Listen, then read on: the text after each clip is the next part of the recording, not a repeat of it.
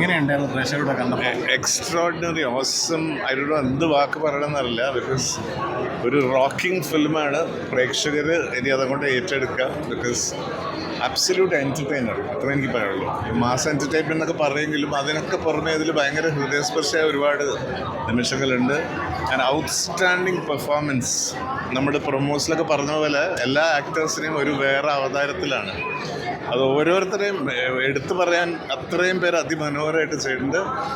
പ്രേക്ഷകർ തിയേറ്ററിൽ പോയി എൻജോയ് ചെയ്യുക. Because these are great moments. നമ്മുടെ മനസ്സുകൊണ്ടും സന്തോഷിക്കുകയും ചെയ്യും. അതേസമയം ഒരുപാട് ഹൃദയസ്പർശമായ ചില നിമിഷങ്ങൾ നമ്മൾ, അതായത് ആ നിഷ്കളങ്കത, ഇന്നസെൻസ് ഓഫ് ആ ഗ്രാമത്തിലുള്ള കഥാപാത്രങ്ങൾ വളരെ മനോഹരമായിട്ട് ദേവ്ദത്ത്, ലക്ഷ്മി, ഗണേഷ്, പിന്നെ the whole team technicians, hats of.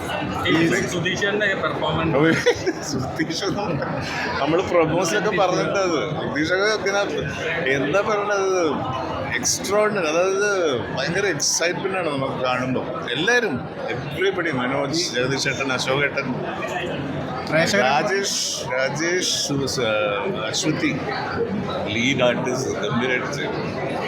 പ്രേക്ഷകർ തീർച്ചയായിട്ടും എൻജോയ് ചെയ്യുന്നതാണ് എൻ്റെ പ്രാർത്ഥന. കണ്ട പ്രേക്ഷകർ പറയുന്നത് സീനിയേഴ്സ് ആറാടി എന്ന് പറയുന്നത്. അതായത് എല്ലാവർക്കും അല്ല, അത് ആ എഴുത്തിൻ്റെയും പവറാണ്. ഈ ഡയറക്ടേഴ്സും റൈറ്റേഴ്സും അത് കൺസീവ് ചെയ്യുന്നതാണല്ലോ ആക്ടേഴ്സ് ചെയ്യുന്നത്. അതുകൊണ്ട് അവർക്കൊരു വലിയ ഹാറ്റ്സ് ഓഫ്. ഇത്തരം അവസരങ്ങൾ വരുമ്പോഴാണ് നമ്മുടെ പോലത്തെ എല്ലാ ആക്ടേഴ്സിനും ഒരു ഓപ്പർച്യൂണിറ്റി കിട്ടും. വ്യത്യസ്തമായിട്ടുള്ളൊരു അതെ തീർച്ചയായിട്ടും. എനിക്കും ഭയങ്കര രസമായിരുന്നു ചെയ്യാൻ. നല്ല നർമ്മത്തിൽ പൊതിഞ്ഞൊരു ഡിഫറെൻ്റ് ആയിട്ടുള്ളൊരു ചിത്രം. അതെ അല്ല, എനിക്ക് അവരുമായിട്ടുള്ള കോമ്പിനേഷൻ ഇല്ല. സോ എനിക്ക് ആ ഒരു ഓഫ് സ്ക്രീനിൽ അറിയുള്ളൂ കൂടുതലും. പക്ഷേ എടുക്കാനൊരു ഒരു സമയമുണ്ടായി ഈ പടത്തിൻ്റെ ചിത്രത്തിൽ. അതൊരു സന്തോഷമുണ്ട്. കോമഡി നന്നായിട്ടുണ്ട്. അതാ പറഞ്ഞത്, നർമ്മത്തിൽ പൊതിഞ്ഞൊരു. അതെ കുറേ ചിരികൾ ഉണ്ടായിരുന്നു.